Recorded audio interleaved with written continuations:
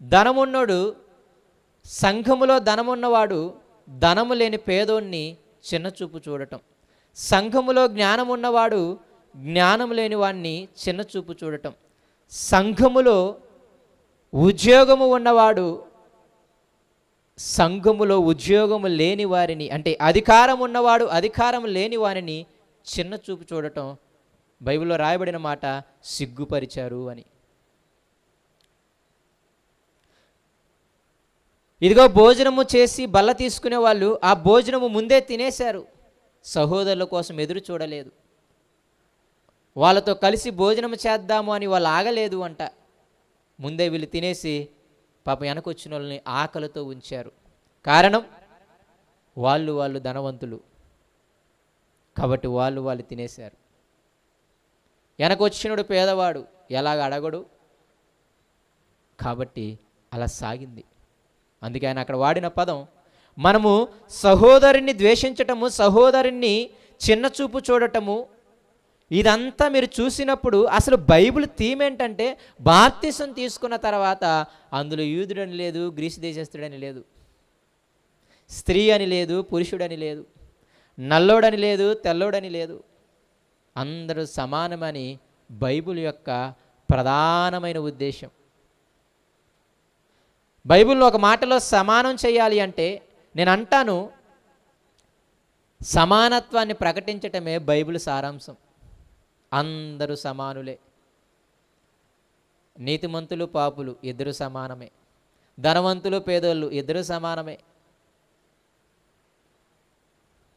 అందరినీ సమానంగా చూడటమే బైబిల్ యొక్క ప్రధాన ఉద్దేశం.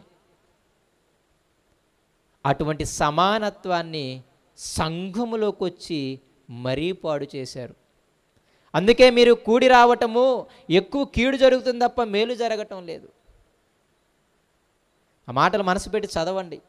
ఎన్నిసార్లు చెప్పినా మీకు చెప్పాలనిపిస్తుంది, ఎన్నిసార్లు జ్ఞాపకం చేసుకున్నా జ్ఞాపకం తెచ్చుకోవాలనిపిస్తుంది. మీరు కీడుకే కోరుకుంటున్నారు, మీరు సహోదరుని ద్వేషం చేస్తున్నారులే, కానీ మీకు అర్థమైన విషయం ఏంటంటే మీరు తిరస్కరిస్తున్నది దేవుని సంఘాన్ని. అక్కడ అంటాడు, ధనవంతుడా పేదవారిని సిగ్గుపరిచి దేవుని సంఘాన్ని తిరస్కరిస్తావా అని అంటాడు అక్కడ 11వ అధ్యాయంలో. మీరు వ్యక్తులను చూస్తున్నారు కానీ ఆ వ్యక్తిని రక్షించింది దేవుడు అని, ఆ వ్యక్తి హృదయంలో పరిశుద్ధాత్మ దేవుడు ఉన్నాడు అని, ఆ వ్యక్తి కూడా దేవుని కుమారుడు కుమార్తె అని, అతను సంఘము అని మీరు మర్చిపోయారు.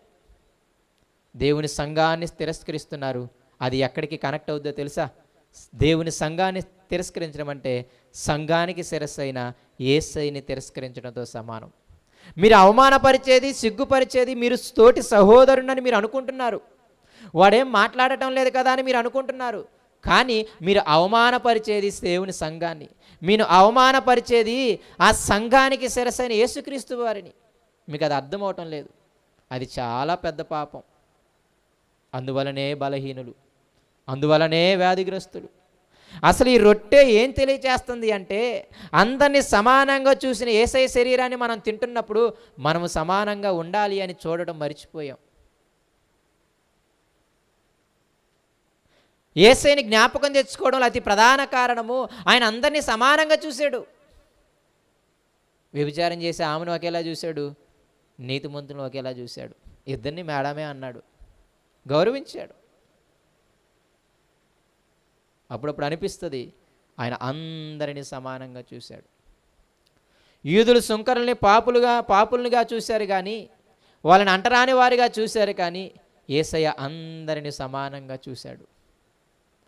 ఆ చేపలు పట్టే జ్ఞానము లేని వాళ్ళతో కలిసి భోజనం చేశాడు. అత్యంత ప్రధానమైంది వాళ్ళ పాదాలు కడిగి వెళ్ళిపోయాడు. ఏమి సూచిస్తుందా అంటే, అరే సహోదరుడు అంత గొప్పవాడు, ఎందుకు శిష్యుల పాదాలు కడిగాడు? వారందరిలో పరిశుద్ధాత్మ దేవుడు ఉన్నాడు, వాడే సంఘం. కాబట్టి వారందరూ దేవుని పిల్లలు, దేవుని కుమారులు కుమార్తెలు వాళ్ళంతా.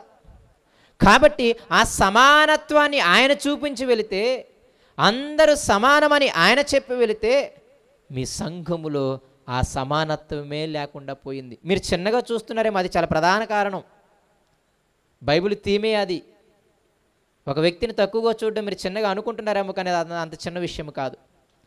అలాగా ఆయన కంపల్సరీగా దాని గురించి చెప్పుకుంటూ వచ్చాడు. సమానత్వం అన్నది ఆయన్ని జ్ఞాపకం చేసుకోవడంలో ఒక ప్రధానమైన అంశం. సో అలాగా సమానంగా చూడకుండా, ఇదిగో తోటి సహోదరుని కోసం వెయిట్ చేయట్లేదు, వాళ్ళు తినేస్తున్నారు. మీకు ఇల్లు లేవా? మీకు ఆకలిస్తే ఇల్లులో తినండి చేసుకొని. మీకు ధనం ఉంటే ఇంట్లో 10 రకాలు చేసుకొని తినండి. సంఘానికి వచ్చిన తర్వాత 10 రకాలు ఉంటే 10 రకాలు అందరికీ పెట్టాల్సిందే. లేనోడు ఒక రకం వండుకొస్తాడు, ఉన్నోడు 10 రకాలు వండుకొస్తాడు. అన్నీ కలిపి ఏం చేయాలి? అందరూ తినాలి.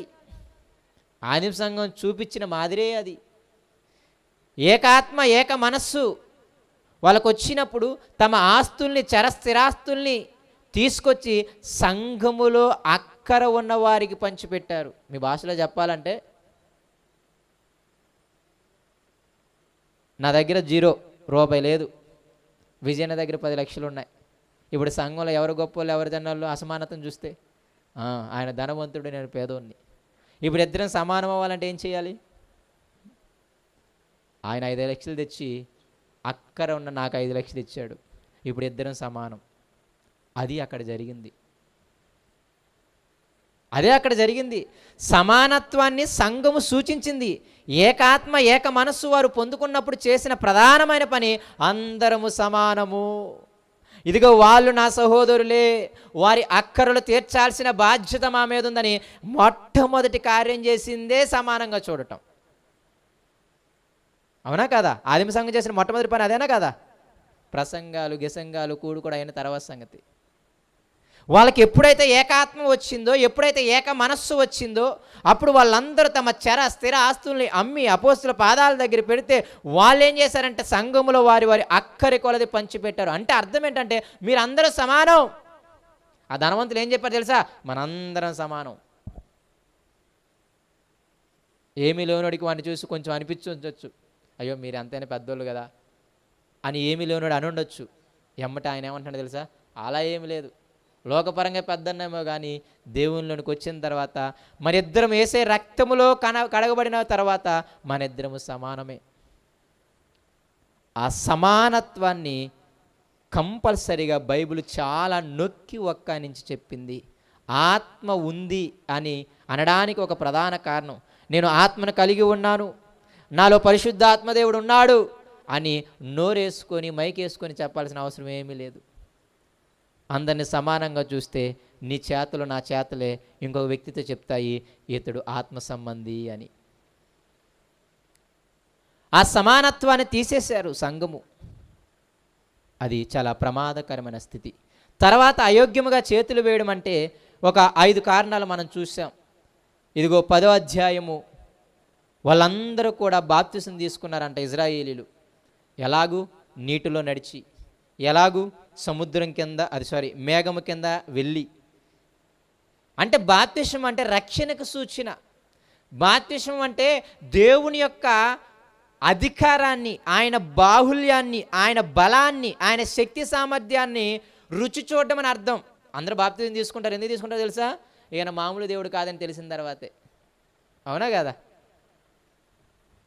ఈయన ఇలాంటి దేవుడు కాదు, ఈయన చాలా శక్తి కలిగిన వాడు, ఈయన అసాధ్యమైందంటూ ఏది లేదు, ఈయన సర్వశక్తి కలిగినోడు, సర్వాధికారం కలిగినోడు, రేపు పరలోకం పోవాలన్నా ఆయన ద్వారానే, ఈ భూమి మీద బటికి పట్టగట్టాలన్నా ఆయన ద్వారానే అని తెలిసిన తర్వాతే మనకు మారు మనసు వచ్చేది. ఆ తర్వాతే బాప్తిజం తీసుకునేది. బాప్తిస్మం ఏమి చూపిస్తుంది అంటే దేవుని యొక్క సర్వాధికారాన్ని, సర్వశక్తిని, ఆయన రక్షణ గుణాన్ని చూపిస్తుంది. అదే బాప్తిస్మం అంటే. అందుకే వాళ్ళందరూ దేవుని బాహుబలాన్ని చూశారు, సముద్రాన్ని పాయలు చేయటం. వాళ్ళందరూ దేవుని రక్షణను చూశారు, మేఘం కింద వెళ్ళటము, 20 లక్షల మంది బండ నుండి నీళ్లు తాగటము.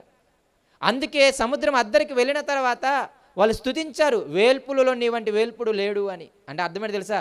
నీకు సాటైన దేవుడు ఒక్కడూ లేడు, నీ వంటి బాహుబలం కలిగిన దేవుడు ఒక్కడూ లేడు, నీ వంటి అసాధ్యము కలిగిన దేవుడు ఒక్కడూ లేడు అని.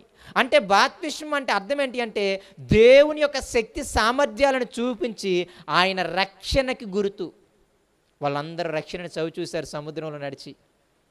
వారందరూ రక్షణను సవి చూశారు.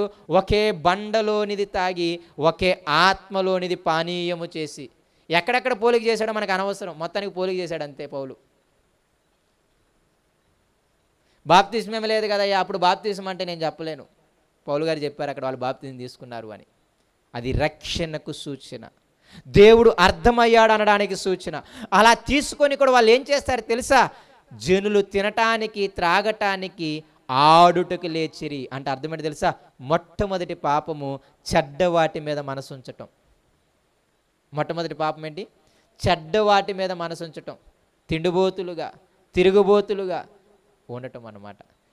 తినటం త్రాగటం ఆడటం లేచారు అన్నాడు.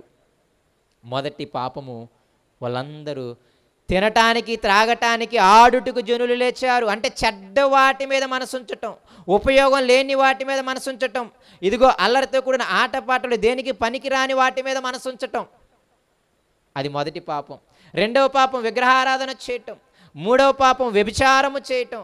నాలుగో పాపం దేవుణ్ణే పరీక్షించటం. ఐదో పాపం ఆయన మీద సనుక్కోవడం. ఐగుప్తులో ఉంటే చక్కగా వారానికి ఒకరోజు చికెన్ ఉండేది, ఈ అరణ్యంలోకి తీసుకొచ్చి రోజంతా మాకు మన్నాన పెడుతున్నావు అని మోషే మీద శనిగారు, దేవుని మీద శనిగారు. ఈ 5 పాపాలు వచ్చినప్పుడు ఆయన వాళ్ళని విడిచిపెట్టాడా? వాళ్ళందరూ రక్షణ పొందారు, దేవుని బాహుబలాన్ని రుచి చూశారు, బాప్తిసం తీసుకున్నారు. అయినప్పటికీ వాళ్ళు ఏం చేశారు అంటే చెడ్డవాటి మీద మనసుంచారు, చెడ్డవాటిని ఆశించారు, వ్యభిచారం చేశారు, విగ్రహారాధన చేశారు, దేవుణ్ణే పరీక్షించారు నీకు అంత సినిమా ఉందా అని. ఐదోది ఏం చేశారు? సనిగారు. ఉన్నదాంతో సంతృప్తి పడలేదు. అన్నేమో గొప్పడుగా చేసావు, నన్నేమో పేదరాలుగా చేసావు. మా ఇద్దరము సంఘంలోనే ఉంటున్నాగా, ఆమెకే ఉద్యోగం ఇచ్చావు, మాకు ఉద్యోగం లేదు. వాళ్ళకేమో అన్నీ తీరుస్తున్నావు, మాకు తీర్చటం లేదు అన్న విషయం ఏంటి తెలుసా? సనగటం. పౌలు అందుకే చాలా క్లియర్గా చెప్పాడు, ఏ స్థితిలో పిలువబడితే ఆ స్థితిలోనే దేవుని స్తుతించండి అని. సనగడం అంటే అదే అర్థం. వాళ్ళకి అన్నీ ఉన్నాయి, మాకు అన్నీ లేవు, కానీ ఇద్దరము ఒకే చర్చి, ఇద్దరికి ఒకే దేవుడు యేసయ్య, ఇద్దరము కలిగి ఉన్నది ఒకే ఆత్మ. అవునా కాదా? ఆ విధంగా సనిగారు. అక్కడ అన్నాడు, వ్యభిచరించినందుకు ఒక్కరోజు 23,000 మంది చంపివేశాడు. పరీక్షించినందుకు పరీక్షించారు వాళ్ళు, సనిగారు వాళ్ళు. పండ్ల సందులో మాంసం ఉండగానే వాళ్ళందరినీ పాతి పెట్టారు అక్కడ.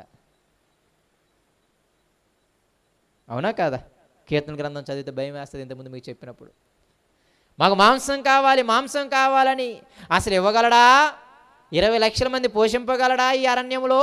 20 లక్షల మందికి దాహం తీర్చగలడా ఈ అరణ్యములో? 20 లక్షల మందికి మాంసము పెట్టగలడా ఈ అరణ్యములో అని సనిగి పరీక్షించారు ఆయన్ని. అలా ఉందా మీ పని అని వాళ్ళు ఉన్న చోట పూరేడి పెట్టెలని తీసుకొచ్చి పడేసి వాళ్ళకి మత్తు వచ్చేలాగా, విరక్తి వచ్చేలాగా పెట్టాడు మాంసాన్ని. అయితే లాస్ట్ రోజు ఉండగానే మాంసం ఇంకా పండ్ల సందు మధ్యన ఉండగానే అందరిని చంపేశాడని ఉంది. అయోగ్యం. రక్షింపబడిన తర్వాత అయోగ్యం, చెడ్డ వాటిని ఆశించటం. రక్షింపబడిన తర్వాత అయోగ్యం, సనగటం, పరీక్షించటం. అందుకే సనిగినందుకు, పరీక్షించినందుకు ఆ విధంగా చంపివేశాడు. సనిగినందుకు ఇదిగో సంహారక దూతను తెచ్చి చంపివేశాడు. ఆయన పరీక్షించినందుకు, విగ్రహారాధన చేసినందుకు ఇదిగో తాపకరమైన సర్పములు తెచ్చి చంపివేశాడు. ఎన్ని సందర్భాలు ఉన్నాయి పాత నిబంధనలో? ఆ 3 సందర్భాలు తీసుకొస్తాడు ఇక్కడ. వ్యభిచారించినందుకు ఒకరోజు 23,000 మందిని, పరీక్షించినందుకు పండ్ల మధ్య మాంసం ఉండగానే చంపివేయటం. ఇదిగో తీసుకొచ్చింది దేవుడైతే, కష్టపడింది మోషే ఆహారంలో అయితే, మమ్మల్ని తీసుకొచ్చింది ఎవరు? ఈ దూడ అని చెప్పారు. తాపకరమైన సర్పములు తెచ్చి ఏం చేశాడు? కరిపించి చంపివేశాడు. దీని అర్థము దేవుడు అనుమతినిస్తున్నాడు మరణించడానికి. అర్థమవుతుందా మీకు? ఏమిస్తున్నాడు? దేవుడు అనుమతినిస్తున్నాడు. రక్షణ పొందిన తర్వాత అయోగ్యముగా మీరు బ్రతికితే మీరందరూ మరణము పాలవటానికి దేవుడే అనుమతినిస్తున్నాడు. దేవుడే తాపకరమైన సర్పములను పంపించాడు వెళ్ళి చంపమని. దేవుడే రోగములను పంపించాడు. దేవుడే సంహారక దూతని పంపించాడు. ఇవన్నీ ఏం జ్ఞాపకం చేస్తున్నాయంటే కంపల్సరీగా ఏముంటుంది అంటే అయోగ్యంగా చేతులు వేస్తే దేవుడు కీడుకి మనల్ని అనుమతినిస్తాడు. అదే 11వ అధ్యాయంలో మనం చూసాం. ఇందువలనే అయోగ్యంగా అంటే ఈ యొక్క 5 విషయాలను కూడా మనము జ్ఞాపకం పెట్టుకోవచ్చు. కాబట్టి ఇదంతా జ్ఞాపకం పెట్టుకోనండి. అయితే ఒక ప్రధానమైన విషయంగా యేసయ్యని జ్ఞాపకం చేసుకోవడంలో ప్రధానంగా మళ్ళీ చెబుతున్నాను, ఏంటయ్యా ఆయనని జ్ఞాపకం చేసుకోవడం, ఎందుకయ్యా బల్ల అనేది అంటే పనిని జ్ఞాపకం చేస్తుంది అని చెప్పాను. యేసయ్యని జ్ఞాపకం చేసుకోగానే మనకు మొట్టమొదటి జ్ఞాపకం రావాల్సింది ఏంటి తెలుసా? పని. యేసయ్య ఏమన్నాడు తెలుసా? ఇదిగో తండ్రి చిత్తము నెరవేర్చటానికే ఈ భూమి మీదకి నన్ను తండ్రి పంపాడు అన్నాడు. ఊరకు ఉండడానికి ఆయన పంపించలేదు. మంచి పాటలు పాడి నన్ను బాగా ఆరాధించు అని పంపించలేదు. ప్రతి క్రమానికి వెళ్ళి చక్కగా ప్రార్థన చెయ్యి అని పంపించలేదు. ఇవన్నీ కొసరు. మళ్ళీ చెబుతున్నాను, అది చేయడానికి ఇవన్నీ ఉపయోగం తప్ప అసలు పని అది కాదు. అది నా బాధ. ఇవి వ్యర్థమని నేను అనట్లేదు. అసలు పని చేయడానికి ఇవి కంపల్సరీ కావాలి. కానీ అసలు పని ఏంటి అంటే ఆయన నోటి మాటల్లో చాలా క్లియర్గా చెబుతున్నాడు. నాకు ఇష్టమేంటి తెలుసా? దేవుడు నన్ను ఎందుకు పంపించాడో తెలుసా? మార్కు సువార్త 1వ అధ్యాయము 35వ వచనము 38వ వచనము. మార్కు సువార్త 1వ అధ్యాయం 38వ వచనం. ఆయన అంటే యేసయ్య అంటున్నాడు, ఇతర సమీప గ్రామముల్లోనూ నేను ప్రకటించినట్లు వెళ్ళుదము రండి. ఇందు నిమిత్తమే కదా నేనేమొచ్చాను? పరలోకము నుండి ఒక పెద్ద ప్రయాణం చేసి భూమి మీదకి వచ్చాను నేను. ఆ మాట చదివినప్పుడల్లా జ్ఞాపకం ఉంటుంది. ఇదిగో ప్రతి పట్టణానికి ప్రతి గ్రామానికి వెళ్ళి దేవుని సువార్త ప్రకటించటానికి ఇందు నిమిత్తమే నేను పరలోకము నుండి ఈ భూమి మీదకి బయలుదేరి వచ్చానయ్యా అని అంటున్నాడు. ఎందుకు అంటే ఆయనకి తెలుసు తండ్రి ఆవేదన. ఆ కుడిపార్శ్వన కూర్చున్నప్పుడు ఒక్కొక్కరు నశించిపోతుంటే తండ్రి బాధపడతా ఉన్నాడంట. ఒక్కొక్క కుమారుడు పాపములు నశించిపోయి నరకానికి వెళ్ళి యాతన పడుతుంటే తండ్రి బాధపడుతున్నాడు అంట. ఒక పక్కేమో పరలోకంలో కోట్ల మంది పరిశుద్ధుడు అని దేవదూతలు ఆయన్ని స్తుతిస్తుంటే ఈయన మనసు మాత్రం దాని మీద లేకుండా ఇదిగో భూమి మీద రాజు అయిన ఉజ్జియా అనే ఒక ఆయన ఉన్నాడు. ఆయన మృతి నొందిన సంవత్సరాన ఇదిగో దేవదూతలేమో నన్ను స్తుతిస్తున్నాయి, కానీ నా మనసేమో భూమి మీద నశించిపోతున్న వారి కోసం ఎవరు వెళతారు అని అడిగే బాధలో ఉంది అన్నాడు ఆయన. అప్పుడప్పుడు అంటారు, ఎందుకు రాజైన ఉజ్జియా మృతి నొందిన సంవత్సరాన్ని జ్ఞాపకం చేశాడు? యెషయా గ్రంథం 6వ అధ్యాయం 1వ వచనం చూడండి.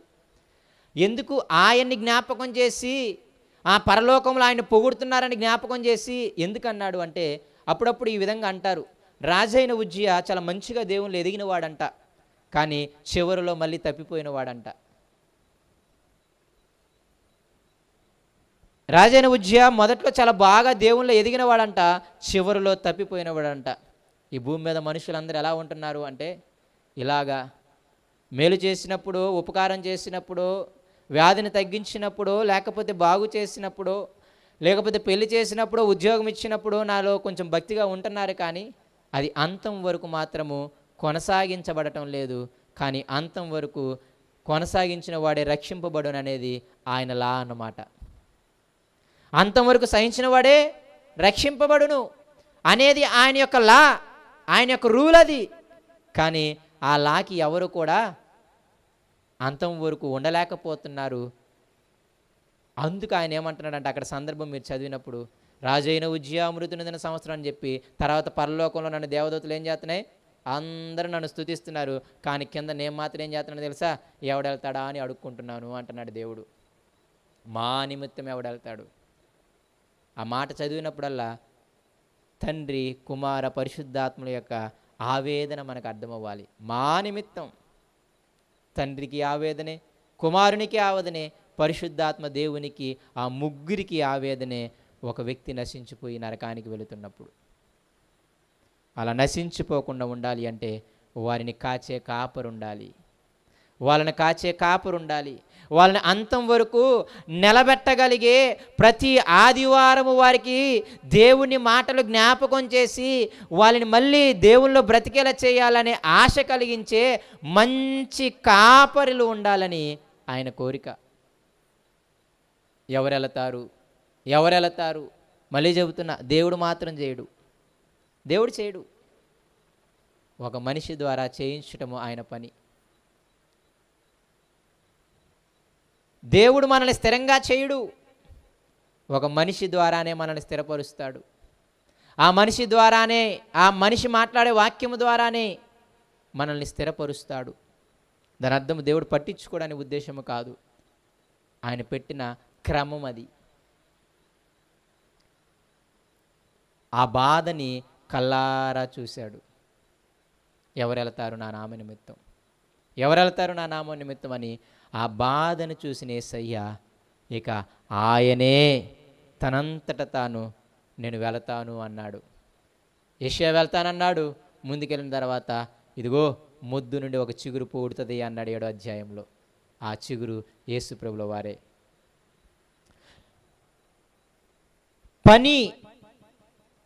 పని ఏంటయ్యా పని అంటే, ఇదిగో తండ్రి బాధపడుతున్నాడు, తన కుమారులు కుమార్తెలు నశించిపోయి నరకానికి వెళుతున్నారని. వాళ్ళందరినీ రక్షించాలి. ఏమి చెప్పి రక్షించాలి?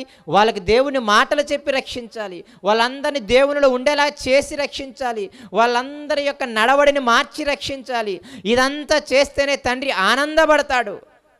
కాబట్టే యేసయ్య ఇందు నిమిత్తమే నేను ఈ లోకానికి పంపబడ్డాను, ఇందు నిమిత్తమే నేను బయలుదేరి వచ్చాను.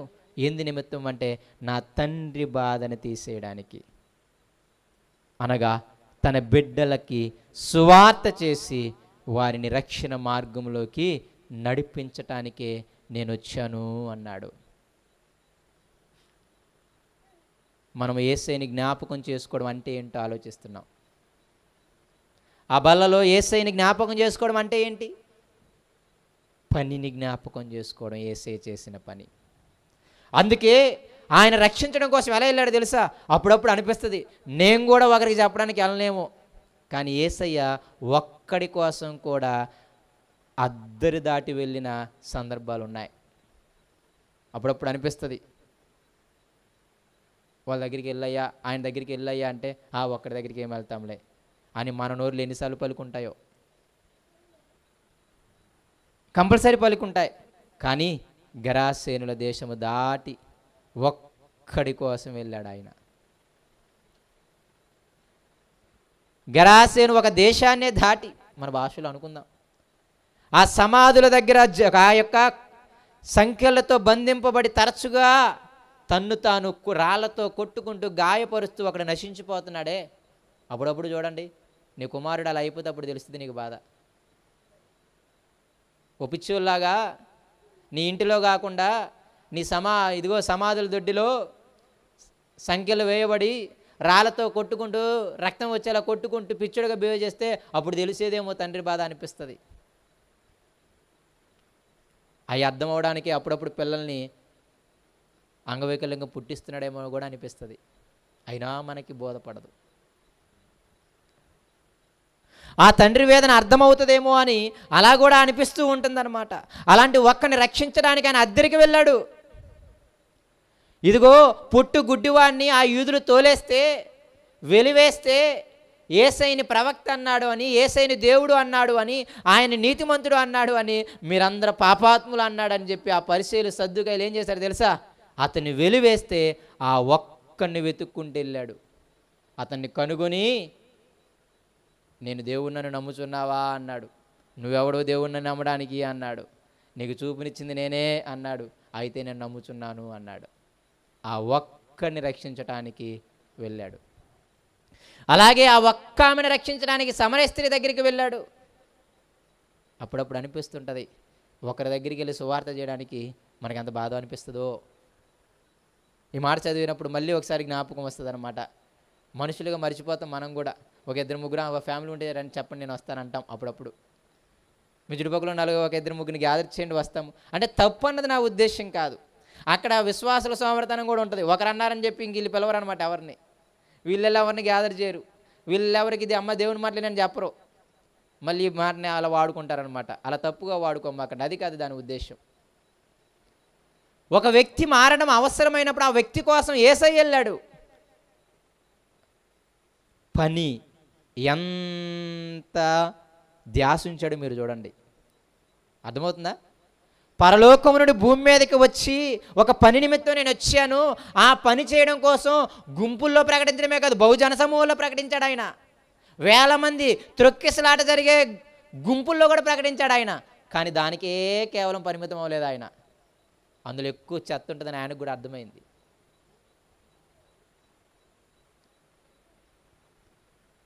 ఆ మాట మీరు చూస్తే ఇందు నిమిత్తమే కదా పద ఇతర గ్రామాలకు వెళ్దామని చెప్పిన పైన సందర్భం మీరు చదివితే అనేకులు ఆల్రెడీ వెయిటింగ్ చేసి ఉంటారనమాట ముందు ఆయన కోసం, ఎప్పుడు వస్తాడా అని. ఏనేమో కొండకెళ్ళి ప్రార్థన చేసుకుంటూ ఉంటాడు ఏకాంతంగా మార్నింగ్ వెళ్ళి. ఆ రోజంతా ఎదురు చూస్తుంటారు. శిష్యులు వచ్చి ఆయన దగ్గరికి వచ్చి చెప్పారు, అయ్యా వెయిట్ చేస్తున్నారు ఇల్లని. వాళ్ళని వదిలేసి పద ఏరే ప్రాంతాలకు వెళ్దామన్నాడు ఆయన. నిజమే, వాళ్ళేమో గుంపులు గుంపులకు వచ్చారు. శిష్యులకు మైండ్ పోతుంది. ఈయనేమో సైలెంట్గా కొండకు ప్రార్థనకి వెళ్ళిపోయాడు. శిష్యులు వెళ్ళి అడిగారు, అయ్యా వచ్చారు వాళ్ళు, త్వరగా రా అని. సరేలే, ఇందు నిమిత్తమే కదా వచ్చింది అని బయలుదేరాడు. ఒక కోణం, ఇంకో కోణం అంటే నేను వదిలేసి ఇంకో ప్రాంతానికి వెళ్ళిపోదాం పదా, వీళ్ళంతా రొట్టె ముక్కల కోసం వచ్చేవాళ్ళు అని అన్నది కూడా కనపడుతుంది అక్కడ. కాబట్టి పని ఒకరి కోసం ప్రయాసపడటం, ఒక ఆత్మని రక్షించటం. ఇదిగో 99 మంది నీతిమంతుల కంటే ఒక పాపి మారు మనసు విషయమై నేను సంతోషిస్తానని అసలు ఏ మర్మము లేకుండా ఒక్క 7వ తరగతి చదివినడు కూడా అచ్చ తెలుగులో చదివితే అర్థమయ్యే మాట అది. తండ్రి మనసు, దానికి డిగ్రీలు కూడా చదవాల్సిన అవసరం లేదు. అవునా కదా? అయ్యా తండ్రి ఎప్పుడు సంతోషిస్తాడు? 99 మంది నీతిమంతులు చర్చిలకు వచ్చి భజన చేసుకోవడం కంటే కూడా ఆ తప్పిపోయిన ఒక్కడి కోసం ఎవరైతే ప్రయాసపడతారో వాడి విషయంలో ఆనందపడతానన్నాడు. మన 99 మంది వచ్చి భజన చేయడం కూడా ఆయనకు ఆనందం లేదంట. ఆ తప్పిపోయిన ఒక్కడిని 99 మందిలో చేర్చి 100 మంది కలిసి చేస్తేనే ఆయన ఆనందపడతాడంట. ఎంత చక్కగా, ఎంత ఈజీగా, ఎంత స్పష్టంగా చెప్పిన మాట. మనకి మర్మాలే కావాలి. చక్కగా చెప్పిన మాటని మొయ్యలేని దౌర్భాగ్యులం మనం. బైబిల్లో డైరెక్ట్గా రాయబడిన మాట. తండ్రి ఎప్పుడు సంతోషిస్తాడంటే నాకు తెలిసి ఆ సందర్భం ఇంకెక్కడ లేదు. మిగతాదంతా ఆయన బాధే, ఆడు మారాలి ఈడు మారాలని. అంత డైరెక్ట్గా చెప్పిన ఆ పని కోసము యేసుక్రీస్తు వారు ఎంత ప్రయాసపడుతున్నాడో మీరు చూడండి. ఒక ఆశ్చర్యకరమైన మాట సమరయ స్త్రీ దగ్గర అన్నమాట. అయ్యా, అందరం ఆ మాట చదువుదాం. యోహాను సువార్త 4వ అధ్యాయం, యోహాను సువార్త 4వ అధ్యాయం 31వ వచనం.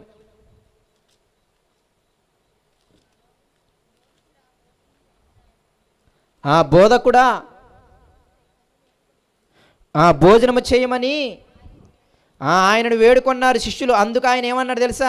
భుజించుటకు మీకు తెలియని ఆహారం నాకు ఉన్నదని శిష్యులతో చెప్పాడు. అప్పుడు శిష్యులు ఏమనుకున్నారు తెలుసా? ఈయన పెద్ద పాస్టర్ కదా, ఈయనకి చాలామంది తెచ్చిచ్చుంటారులే, శుభ్రంగా తినేసి ఉంటాడు, మనం చిన్న పాస్టర్లం కదా మనకి ఇప్పుడే ఎవరు అని అనుకుని ఉన్నారనమాట వాళ్ళు. ఈయనకి ఏదో తెలియని ఆహారం తెచ్చిచ్చేశారు అని చెప్పి వాళ్ళు అనుకున్నారనమాట. అనుకున్న తర్వాత యేసయ్య ఏమంటున్నాడు చూడండి. శిష్యులు ఏమన్నారంట? ఆయన భుజించుటకు ఎవడైనాను ఏమైనాను తెచ్చినేమో అని ఒకరితో ఒకడు చెప్పుకొనిరి. యేసు శిష్యులను చూచి, నన్ను పంపిన వాని చిత్తము నెరవేర్చుటయు ఆయన పని తుదముట్టించుటయు నాకు ఆహారమై ఉన్నది. ఈ మాట అసలు చదువుతుంటే ఎంత ఆశ్చర్యం అనిపిస్తూ ఉంటుందో. ఆయన పని చేయటం, ఆయన పని తుదముట్టించటం నాకు ఆహారము అన్నాడు. ఆయనకి భోజనం మీద కూడా ధ్యాస లేదంట. దేని మీద? భోజనము మీద కూడా ధ్యాస లేకుండా అసలు ఆయన భోజనం తిన్నంత ఆనందం ఎక్కడ ఉంటుంది అంటే ఆ సమరయ స్త్రీ అని ఒక ఆమెను రక్షించినప్పుడు, ఒక ఆత్మని రక్షించినప్పుడు ఆయనకి మటన్ బిర్యానీ పెట్టినంత ఆనందం ఉందన్నమాట, మన భాషలో చెప్పాలి అంటే.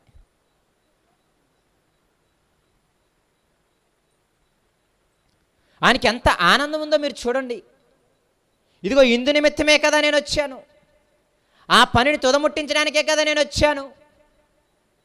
ఆ తండ్రి చిత్తము నెరవేర్చుటయు ఆయన పని తుదముట్టించటం అంటే ఏ లోపం లేకుండా ఫుల్ ఫ్లెడ్జ్డ్గా చేయటం, అరకొరగా చేయడం కాదు. అది ఆయనకి ఆహారము అంట. ఇలము రొట్టెలు తెచ్చుకొని తింటే ఆయనేమో ఆమెకు వాక్యం చెప్పి ఆయన కడుపు నింపుకున్నాడనమాట. పని పట్ల ఎంత తీవ్రత కలిగిన వాడు యేసయ్య చూడండి. పని పట్ల అంత తీవ్రత కలిగిన వాడు. అందుకే యోహాను సువార్త 17వ అధ్యాయం మీరు చదవండి. నీవు నాకు ఇచ్చిన పని నేను సంపూర్ణము చేసి ఉన్నాను అంటాడు. అవునా కదా? యోహాను సువార్త 17వ అధ్యాయం మొత్తం చదవండి మీరు.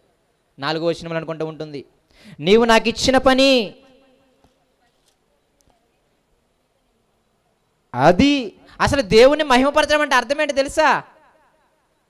మనం ఏమనుకుంటామంటే పాటలు పడి దేవుని మహిమపరిచేసామనుకుంటాం, ఆరాధన చేసి దేవుని మహిమపరిచేసామనుకుంటాం, ధనం ఇచ్చేసి దేవుని మహిమపరిచేసామనుకుంటాం. నేను అంటాను ఇవన్నీ కొసరలే. అసలేంటి తెలుసా? ఒక ఆత్మని దేవుని కోసం సంపాదించి ఆయన మహిమపరిచాడు యేసయ్య. అప్పుడప్పుడు అనిపిస్తుంటుంది యేసయ్య మంచి పాటలు పాడేవాడో లేదో కూడా తెలియదు మనకి. యేసయ్య మంచి ఆరాధికుడు అవునో కాదో తెలియదు. ఈ కాలంతో పోల్చుంటే ఏమన్నాడో తెలుసా? అసలు ఆయనకి ఆరాధన వచ్చా లేదా అని వాళ్ళేమో. ఆయనకి సరిగ్గా పాటలు పాడడం రాదు, ఆయనేమే ప్రసంగికుడు అనేవాడేమో. కానీ యేసయ్య దేవుణ్ణి మహిమపరిచాడు అంట. నిజంగా మీరు దేవుణ్ణి మహిమపరచాలనుకుంటే, నిజంగా దేవుణ్ణి మీరు సంతోషపెట్టాలనుకుంటే, నిజంగా మీరు దేవుణ్ణి గణపరచాలనుకుంటే అసలైన పని ఒక ఆత్మని రక్షించటం. అసలు ఎంత చక్కగా రాశాడో, పని పని పని పని అని. ఆయన చేశాడు పని. నీవు నాకు ఇచ్చిన పని నేను సంపూర్ణము చేశానయ్యా. ఇక ఏమడుగుతున్నాడు తెలుసా? ఇప్పుడు అధికారం గలవని అడుగుతాడు. ఇక నా ప్లేస్ నాకు ఇచ్చేయి అంటాడు అనమాట. నా ప్లేస్ నాకు ఇచ్చేయి. ఇంతకుముందు నీ దగ్గర నాకు ఎటువంటి మహిమ ఉందో, ఇంతకుముందు నీ కుడిపార్శ్వన కూర్చునే గొప్ప మహిమ ఉంది కదా నాకు, నా ప్లేస్ నాకు ఇచ్చేయి అన్నాడు. అంతే. ఆ పని ఏంటో కింద చెబుతాడు ఆయన, యేసుక్రీస్తు వారు. ఏంటా పని? 12 మంది శిష్యులను నాకు అప్పగించావు, వాళ్ళని సాతాను నుండి నేనేం చేశాను? భద్రము చేశాను అని కింద రాస్తాడు. వాళ్ళందరినీ ఏం చేశాను? సాతాను నుండి భద్రము చేశాను. మనందరికి ఇచ్చిన పని అదే. ఈ లోకంలో ఉన్న ప్రతి ఆత్మని సాతాను దగ్గర నుండి భద్రపరచటం. ఆయన అంటాడు, నువ్వు ముందుగా చెప్పిన యోధాను తప్ప మిగతా 11 మందిని నేను భద్రపరిచాను అని రాస్తాడు ఆ 17వ అధ్యాయంలో. అదే యేసయ్యకి ఇచ్చిన పని.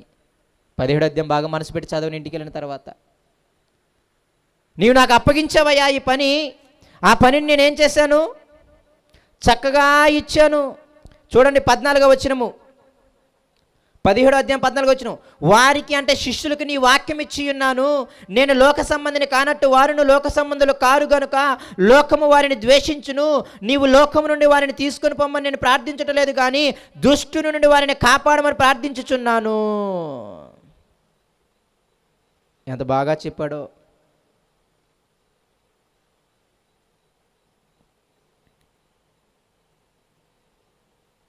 పన్నెండవ వచనం చూడండి. నేను వారి యొద్ద ఉండగా నీవు నాకు అనుగ్రహించిన వారిని నీ నామమందు ఏం చేశాను? కాపాడి తిని. నేను వారిని ఏం చేశాను? భద్రపరిచి తిని గనుక లేఖనము నెరవేరినట్లు నాశనపుత్రుడు తప్ప వారిలో మరెవ్వడు నశింపలేదు. అంటే యోధా తప్ప మిగతా 11 మందిని చాలా భద్రంగా కాపాడా నేను. అదే ఆయనకి ఇచ్చిన పని. ఆ 11 మంది శిష్యులు వాళ్ళు నశించిపోకూడదు, వాళ్ళ నరకానికి వెళ్ళకూడదు, వాళ్ళ ద్వారా దేవుని పని చాలా జరగాల్సి ఉంది, కాబట్టి వాళ్ళని చాలా భద్రంగా కాపాడయ్యా అని అంటే ఆయన ఏం చేశాడంట? వాళ్ళని భద్రంగా కాపాడాడంట. ఏమిచ్చి కాపాడాడు? నీ వాక్యము వారికి ఇచ్చాను. ఏమిచ్చి కాపాడాడు? నీకు ప్రార్థన చేయడం వారికి నేర్పించాను. సాతాను నుండి ఎలా భద్రపరిచాను? నీ వాక్యమును వారికి ఇచ్చాను. వారి గురించి నేను ప్రార్థన చేస్తున్నాను. యేసయ్య వాక్యాన్ని ఎందుకు నేర్చుకున్నాడో తెలుసా? యేసయ్య ఎందుకు పెందల కడన లేచి ఏకాంత ప్రార్థన చేశాడో తెలుసా? అదంతా కూడా ఒక ఆత్మను రక్షించటానికి. యేసయ్యని జ్ఞాపకం తెచ్చుకుంటే ఏకాంత ప్రార్థన జ్ఞాపకం వస్తుంది. యేసయ్యని జ్ఞాపకం తెచ్చుకుంటే ఆయన మంచి జ్ఞానవంతుడు, 12 ఏళ్ల వయసులో బోధకులను అల్లాడిచ్చాడని మనకి జ్ఞాపకం వస్తుంది. ఇవన్నీ ఎందుకు? ఆయన జ్ఞాపకం తెచ్చుకుంటే ప్రతి సమాజ మందిరంలో ప్రతి శనివారం వెళ్ళి సమాజ మందిరంలో ఆయన ఏం చేసేవాడంట? వాక్యాన్ని చదివేవాడు అని జ్ఞాపకం వస్తుంది కదా మనకి. చిన్నప్పటి నుండే జ్ఞానం నందు వృద్ధి పొందాడని మనకి జ్ఞాపకం వస్తుంది. ఎందుకయ్యా జ్ఞానం? ఎందుకయ్యా వాక్యం? ఎందుకయ్యా నువ్వు ఏకాంతంగా వెళ్ళి ప్రార్థన చేయడం? మీకు తెలుసో లేదో, బతిములాడుకున్నాడు. నీ వాక్యం వారిలో వెత్తాను, సాతాను ఎత్తుకొని పోకుండా జాగ్రత్తగా కాపాడు అని ఏడ్చాడు ప్రతి ఉదయం వెళ్ళి, ప్రతి రాత్రి వెళ్ళి. రాత్రి అంతా ప్రార్థన అదే. ఇదిగో నీ వారిని నాకు ఇచ్చావు, కానీ వాళ్ళు ఇంకా విశ్వాసం రావట్లేదు, వాళ్ళు ఇంకా విశ్వాసం కనపడట్లేదు, ఇంకా అల్ప విశ్వాసులుగానే ఉంటున్నారు, నేను తిట్టాల్సి వస్తుంది వాళ్ళని.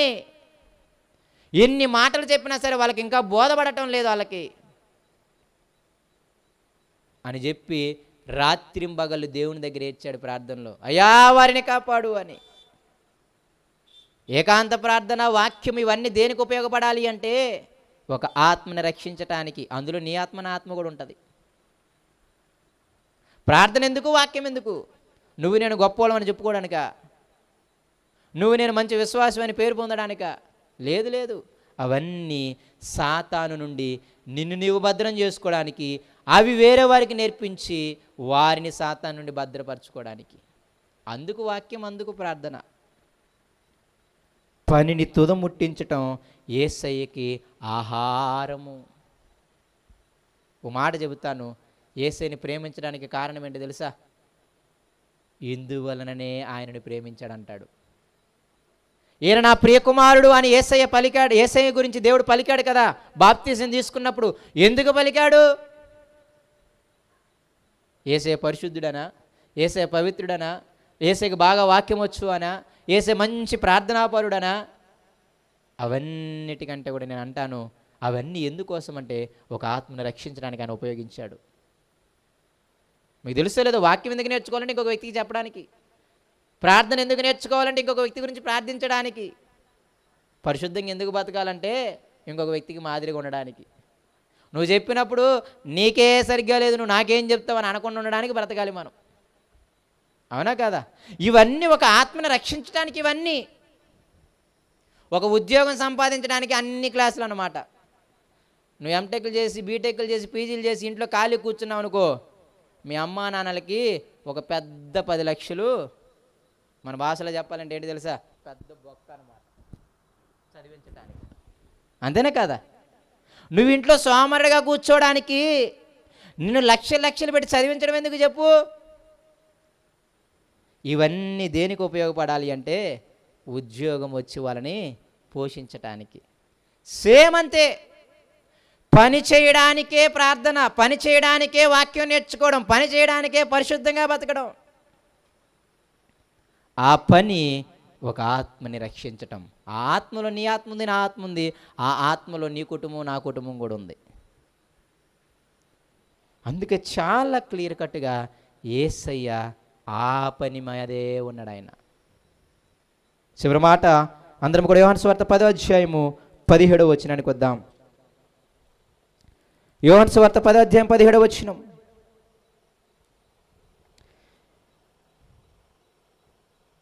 నేను దానిని మరలా తీసుకొనున్నట్లు నా ప్రాణము పెట్టుచున్నాను, ఇందువలననే నా తండ్రి నన్ను ప్రేమించుచున్నాడు. ఎందుకు నా తండ్రి నన్ను ప్రేమిస్తున్నాడు తెలుసా? ఎందుకు ఈయన నా ప్రియకుమారుడు అంటున్నాడు తెలుసా? నా ప్రాణము పెట్టుచున్నాను. ఎవడి కోసం? పైన చదివితే మీకు అర్థమైపోద్ది. అనేక మంది దొంగ కాపరుల మధ్య నేను గొర్రెలకు మంచి కాపరిని అన్నాడు ఆయన. ఇదిగో ఇజ్రాయేలులకు మాత్రమే కాదు, నా నామాన రాబోయే వేరొక గొర్రెలు ఉన్నాయి. ఆ మాటలు చదివితే 11వ వచనం చూడండి.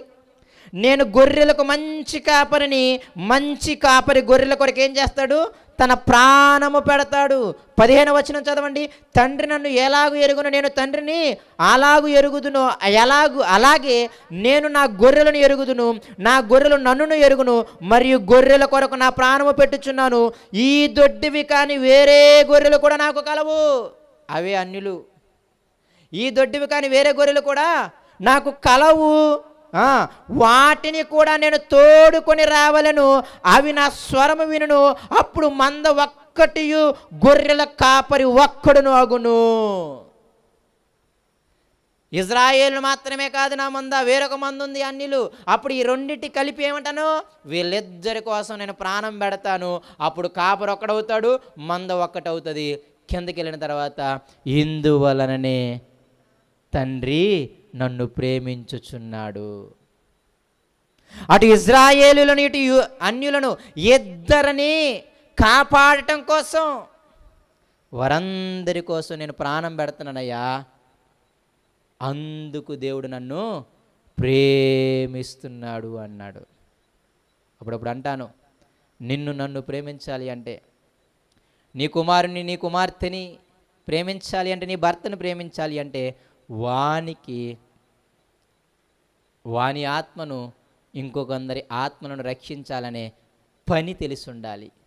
ఆ పనిలో ఉండాలి. మళ్ళీ చెబుతున్నాను, ఆ పనిలో ఉన్నోన్నే కాపాడతాడు. మీరంత భజన చేయండి, మీరంత బాగా బైబిల్ చదవండి, ఇవన్నీ నీ ఆత్మను రక్షించుకోకపోతే అవెందుకు? ఇంకొక ఆత్మను రక్షించుకోకపోతే అవెందుకు? క్రైస్తవులకు ఇచ్చిన పని ఒకటే, నశించిపోతున్న లోకానికి వెళ్ళి రక్షణ సువార్తను ప్రకటించటం. ఆ ప్రకటించడం కోసం నువ్వు ప్రార్థన చేయాలి, ఆ ప్రకటించడం కోసం నువ్వు వాక్యం నేర్చుకోవాలి, ఆ ప్రకటించడం కోసం నువ్వు పవిత్రంగా బతకాలి. మనకి ఈరోజు ఏమైపోయినాయి అంటే, ఆ ప్రకటించడం కోసం నీ ధనాన్ని ఖర్చు చేయాలి. కానీ మనకేమైపోయినాయి అంటే, అసలు వదిలేసి కొసరి పట్టుకొని ఇందులో మనము పెద్ద పెద్ద పేరు మోసిన విశ్వాసులుగా నమోదు అవుతున్నాం అనమాట. అప్పుడప్పుడు అనిపిస్తుంటుంది, మనం చేసింది కూరంతా, మనం చెప్పుకునేది కొండంతా అనిపిస్తుంది. మేము డప్పు వేస్తున్నాం, మాకు డప్పు వేస్తున్నారు మీరు. లేదు, అప్పుడప్పుడు అనిపిస్తుంది, అసలు పని వదిలేసి అనవసరమైన పని మీద మనసు తిప్పడం అంటారు చూసారా, ఆడు భలే తిప్పేశాడండి. అసలైంది వదిలేసి కొసరిదేదో పట్టుకునేలాగా అంటారు చూసారా. సాతాను ఈరోజు మనల్ని అలా చేసింది. నేను మళ్ళీ అంటాను, తండ్రి వలన ప్రేమింపబడాలి అంటే, ఆ తండ్రి నిన్ను నన్ను కాపాడాలి అంటే, నీ కుమారుని నీ కుమార్తెను కాపాడాలి అంటే, ఆయన అంటున్నాడు, ఇంకొక ఆత్మని రక్షించటం కోసం నువ్వు ప్రాకులాడాలి. ఇంకొక ఆత్మని రక్షించడం కోసం నువ్వు ప్రాణం పెట్టాలి.